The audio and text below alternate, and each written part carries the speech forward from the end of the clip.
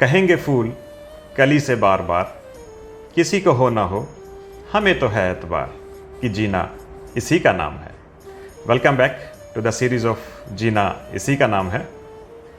आज हर कोई सुख के ताले की चाबी ढूंढ रहा है, पर सवाल ये उठता है कि इस सुख को ताला लगाया किसने है। किसी शायर ने बहुत ही खूब कहा है कि बार बार रफू करता रहता हूँ ज़िंदगी की जेब, बार बार रफू करता रहता हूँ ज़िंदगी की जेब, मगर फिर भी खुशी के कुछ लम्हे निकल ही जाते हैं। तो आइए देखते हैं कि कैसे इन खुशी के लम्हों को हम अपने जीवन में संजो कर रखें, सहेज कर रखें। इस सुख के ताले की चाबी को हम कैसे ढूंढें, इसके लिए आज हमारे साथ हैं ब्रह्मा कुमारी प्रीति दीदी जी। ओम शांति दीदी जी, आपका बहुत बहुत स्वागत है। दीदी, एक सुख या खुशी एक ऐसी यूनिवर्सल नीड है जो हर इंसान को अपने जीवन में चाहिए, परंतु हम देखते हैं कि जैसे मृग अपनी कस्तूरी को ढूंढता ही रहता है, लेकिन कस्तूरी होती तो उसके अंदर है जी। तो हम भी जीवन भर खुशी या सुख दुनिया में ही ढूंढते रहते हैं। तो इस सुख के ताले की चाबी हम कैसे ढूंढें दीदी? वास्तव में तो चाबी हमारे अंदर ही है, लेकिन हम उसको बाहर ढूंढ रहे हैं। राइट। जैसे कि एक बार कहते हैं कि एक माता जी की चाबी गुम हो गई घर में अंदर, लेकिन वो बाहर ढूंढ रही थी। ठीक। तो किसी ने पूछा कि आप बाहर क्या ढूंढ रहे हो, तो उन्होंने कहा कि हम चाबी ढूंढ रहे हैं। ठीक है। तो उन्होंने कहा कहाँ गिरी थी, तो कहा अंदर गिरी थी। तो कहा बाहर क्यों ढूंढ रहे हो, तो कहा बाहर रोशनी है और अंदर अंधेरा है। तो वास्तव में तो खुशी हमारे अंदर की चीज़ है। खुशी हमारे अंदर है, लेकिन हम इसको बाहर भौतिक चीज़ों में ढूंढ रहे हैं जी। लेकिन अगर हम बाहर ढूंढेंगे तो खुशी हमें कभी भी नहीं मिलेगी। परमानेंट खुशी हमारे अंदर है। हम भौतिक चीज़ों में, व्यक्तियों में या किसी न किसी से एक्सपेक्टेशन रखते हैं कि हमें इससे खुशी मिलेगी जी। लेकिन वास्तव में खुशी हमारे अंदर की चीज़ है, हमारे विचारों में खुशी है। अगर हम अपने विचारों को हमेशा पॉजिटिव, हमेशा समर्थ सोचेंगे, कभी भी अपने अंदर व्यर्थ नहीं आने देंगे, ये चाबी हमें अपने पास खुद रखनी है और संभाल के रखनी है कि हम कैसे इसको, हम कई बार कोई हमसे कुछ नेगेटिव बोलता है, कुछ हमें डिस्करेज करता है, तो हम जो है अपनी खुशी को गायब कर देते हैं। तो अपनी खुशी को कायम रखने के लिए हम अपने अंदर ही खुशी को ढूंढें, तो हमारे अंदर ही खुशी है। तो आपने कहा कि जैसे कभी कोई नेगेटिव बोल देता है, कोई डिस्करेज कर देता है, तो यानी बहुत बार जीवन में हमारे ऐसा भी होता है कि हमारी जो स्थिति है वो दूसरे क्या बोलते हैं, कैसा करते हैं, हमसे वो कैसा व्यवहार करते हैं, उसके ऊपर मेरी स्थिति निर्भर करती है जी। तो सुबह सुबह हम देखते हैं कि हम अपना राशिफल या अपना भाग्य अखबार में देखते हैं। हर व्यक्ति ऐसा ही करता है, सुबह उठ के आज मेरा भाग्य कैसे रहने वाला है हम अखबार में देखते हैं, टीवी में सुनते हैं। तो क्या कुछ ऐसा भी हो सकता है कि हम अपने भाग्य का निर्माण स्वयं करें और सदा ही हम खुश रहें? जी, हम अपने भाग्य का निर्माण हम स्वतः ही करते हैं और करना भी चाहिए। राइट। क्योंकि दूसरों के ऊपर अगर हम डिपेंड रहते हैं कि दूसरे हमारे बारे में क्या सोचते हैं, दूसरे हमारे लिए क्या करना चाहते हैं, हाँ जी। तो दूसरों के ऊपर डिपेंड नहीं रहें। हमें अपनी खुशी अपने आप हमें जाहिर करनी है और हम हमेशा ही खुश रह सकते हैं अगर हम दूसरों की परवाह करना छोड़ दें कि दूसरे क्या सोच रहे हैं, दूसरे क्या सोचेंगे। हम अपने आप को इतना ऊंचा बनाएं कि अपने विचारों से, अपने कर्मों से, अपने बोल से, कि हम स्वतः ही ऊंचे जाएंगे। हमें किसी से कोई एक्सपेक्टेशन रखने की ज़रूरत नहीं है। एक्सपेक्टेशन पे मुझे एक अच्छा शेर याद आ रहा है, किसी शायर ने बहुत खूब लिखा है कि कभी तानों में कटेगी, कभी तारीफ़ों में कटेगी, ये ज़िंदगी है, ये पल पल कटेगी। ज़िंदगी में सारा झगड़ा ही ख्वाहिशों का है, ना तो किसी को कम चाहिए और ना किसी को गम चाहिए। तो सही कहा दीदी आपने कि जितनी एक्सपेक्टेशंस कम रखेंगे या एक्सेप्टेंस ज़्यादा रखेंगे तो हम खुश रह सकते हैं जी। तो मैं देखता हूँ दीदी, लाइफ का जो प्रिंसिपल है, जो मैथमेटिक्स है, कि लाइफ में कभी खुशी भी होगी, कभी गम भी होगा। तो गम में हम वो डिप्रेशन, वो मायूसी, वो निराशा की तरफ ना जाएं और खुशी में हम बहुत ज़्यादा किसी ईगो की तरफ ना जाएं।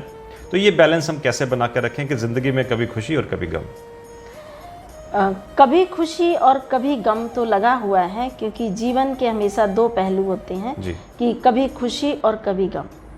क्योंकि हम सदा ही कहें कि हमें कोई खुशी देता रहे, ऐसा भी नहीं है, लेकिन हम गम को भी खुशी में अगर हम कन्वर्ट कर देंगे तो हम हमेशा ही खुश रह सकते हैं। और खुशी हमारी अपनी प्रॉपर्टी है, ये खुशी हमारे विचारों में है। हम अपने विचारों को हमेशा पॉजिटिव बना के रखें, हमेशा ऊंचे विचारों को रखें, तो खुशी हमारे पर विचार तो हमारे दूसरे क्या कहते हैं, कैसे करते हैं, उस पर निर्भर करते हैं।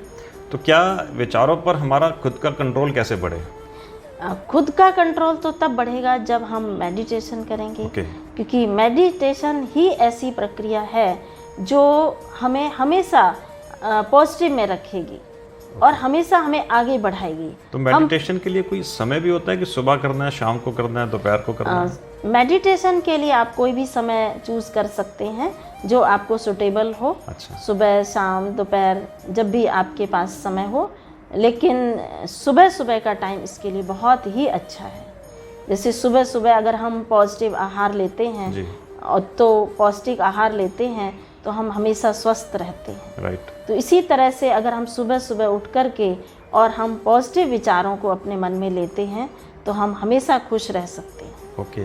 तो मीन्स जैसे बॉडी के लिए सुबह सुबह हम न्यूट्रिशियस डाइट सेलेक्ट करते हैं अपने लिए कि आज मुझे क्या खाना है सुबह, तो इसी तरीके से मुझे अपने माइंड के लिए भी सुबह में वो न्यूट्रिशियस डाइट सेलेक्ट कर लेनी है मेडिटेशन के द्वारा। जी। राइट। ओके। तो सुबह का समय हम ध्यान में लगाएं। तो दीदी, परंतु हम ये देखते हैं कि आज ये दुनिया जो है दिखावट की है, कुछ बनावट की ज़्यादा है। हम वो दिखने का दिखावा करते हैं जो हम होते तो है नहीं। और आजकल हम देख रहे हैं ये मास्क लगाना भी बहुत ज़रूरी हो गया है। जी। पर एक मास्क मैं समझता हूँ ऐसा है जिसे उतारना भी ज़रूरी है, जो हम ये झूठ का, ये दिखावट का, ये पंप एंड शो का जो मास्क हमने लगा रखा है, तो हम इसको कैसे उतारें? ये जो हम है नहीं, दिखने का दिखावा करते हैं, हम इसको कैसे उतारें इस मास्क को? वास्तव में इसको उतारने का एक ही तरीका है कि हम अपने पहले देह अभिमान को उतारें। जी। क्योंकि वैसे कहावत है, कागज को टुकड़े टुकड़े कर देना बहुत आसान है। कपड़े को टुकड़े टुकड़े कर देना थोड़ा सा मुश्किल है। लेकिन देह अभिमान को टुकड़े टुकड़े कर देना ये थोड़ा सा मुश्किल है। बहुत मुश्किल है, मैं समझता हूँ। देह अभिमान को टुकड़े टुकड़े, यानी हम अपनी बॉडी कॉन्शियस को, अपनी ईगो को ख़त्म कर दें, ये तो बहुत मुश्किल होगा सबके लिए। जी, लेकिन थोड़ा सा मुश्किल है, लेकिन हमेशा हमेशा के लिए हम जैसे कि इसके ऊपर विजय प्राप्त कर लेते हैं। क्योंकि हम जीवन में रोज़ जीते हैं, रोज़ मरते हैं। कोई ना कोई दुख आता है तो हम कहते हैं हम जैसे कि मरने के बराबर हैं। जी। कोई सुख आता है तो हम कहते हैं बहुत अच्छे हैं, सुखी हैं। राइट। लेकिन हमेशा हमेशा के लिए अगर हम सुखी रहना चाहते हैं तो हमें देह अभिमान को टुकड़े टुकड़े कर देना है। पर एक ऐसा भी होता है दीदी, जैसे आपने कहा कि हमेशा के लिए हम सुखी रहें, जब हम सुख में होते हैं या जब हमें जीवन में सक्सेस मिल रही होती है तो हम सारा श्रेय स्वयं के ऊपर ले लेते हैं कि मैंने बहुत अच्छा किया। जब हम दुख में होते हैं या जीवन में जब फेलियर्स आ रहे होते हैं तो सारा श्रेय हम किस्मत को, कुदरत को या परमात्मा को दे देते हैं कि वो सही नहीं कर रहे, भगवान ने मेरे साथ अच्छा नहीं किया या मेरी किस्मत में अच्छा है। तो सुख में तो हम जब वाह वाह करते रहते हैं, लेकिन दुख में हम वाय वाय या हाय हाय करते रहते हैं। ये हम अपनी सोच को कैसे बदले दें? वास्तव में ये सोच हमें ऐसी बनानी पड़ेगी, चाहे दुख आए चाहे सुख आए, लेकिन हमें दोनों में ही इक्वल रहना चाहिए। क्योंकि दुख को जैसे हम दुख में दुखी होते हैं और सुख में एंजॉय करते हैं, तो इसी तरह से हमें दुख में भी एंजॉय करना चाहिए, दुख को भी एक्सेप्ट करना चाहिए। हम इस कदर से अपनी स्थिति को बनाएं, अपनी रूहानी स्थिति को बनाएं, जिससे कि हमें दुख अंदर ही ना जाए। अच्छा। हम उसको एक्सेप्ट करते हैं दुख को, तभी दुख आता है।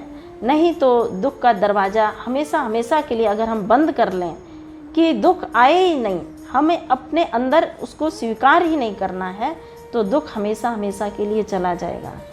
और ये एक इंसान की एक फितरत है, एक नेचर बनी हुई है कि जब कोई अच्छा कार्य करता है तो वो कहता है मैंने किया, और जब कोई गलत कार्य हो जाता है तो कहते हैं ये तो भगवान ने किया या प्रकृति ने किया या फलाने व्यक्ति ने किया, क्योंकि इंसान की एक ये नेचर है। हाँ जी। तो वास्तव में तो एक हमें शुरू से ये सिखाया गया है, जैसे एक छोटा बच्चा होता है, जब वो चलना सीखता है और जब वो गिर जाता है तो माँ उसको यही कहती है कि बेटा तुम्हारा दोष नहीं है इसमें, हाँ जी, ये ज़मीन का दोष है, इस टेबल का दोष है या दीवार का दोष है, लेकिन वो कभी भी अपने आप को माँ ये नहीं कहती बेटा तुम्हारा दोष है। तो वो जैसे कि हमारा एक संस्कार बन गया, एक नेचर बन गई है कि दोष हमेशा दूसरों को ही लगाना है। तो ये मैं समझता हूँ कि अनजाने में ही हमने हमारी अपब्रिंगिंग नेक्स्ट जनरेशन की गलत कर दी। जी मीन्स हमें ये एहसास ही नहीं है कि हमने बच्चे के मन में शुरू से ये संस्कार डाल दिया कि दोष दूसरों को देना है, जी, राइट। तो ये गलती हम सभी से ही हो रही है, सभी से ही हो रही है, शुरू से ही हो रही है। शुरू से ही हो रही है। शुरू से तो कि जैसे हम द्वापर युग से जब हम आते हैं तो जैसे एक संस्कारों में ये चीज़ डाल दी जाती है कि दोष हमेशा दूसरों पर ही लगाना है। अगर हम दोष अपने ऊपर लगाएं कि नहीं गलती मेरी है और मुझे ही अपने आप को ठीक करना है, तो शायद ये सिचुएशन आज नहीं आती जो हम बात बात में हम दूसरों के ऊपर दोषारोपण करते हैं कि फलाने की गलती है ये। तो मैं समझता हूँ आज का हमारा ये लेसन यही रहेगा कि हम एक्सेप्टेंस करें, लोगों से एक्सपेक्टेशंस कम रखें, जिम्मेवारियाँ हम ज़्यादा से ज़्यादा उठाएं और दोष दूसरों को ना दें। जी तो थैंक यू दीदी जी, धन्यवाद आप सभी का भी। जीना इसी का नाम है कि इस कड़ी में जल्द ही मिलते हैं एक अगली कड़ी में कुछ और सवालों के साथ और कुछ और जवाबों के साथ। धन्यवाद, थैंक यू, ओम शांति एंड गॉड ब्लेस यू। ओम शांति। Thank you.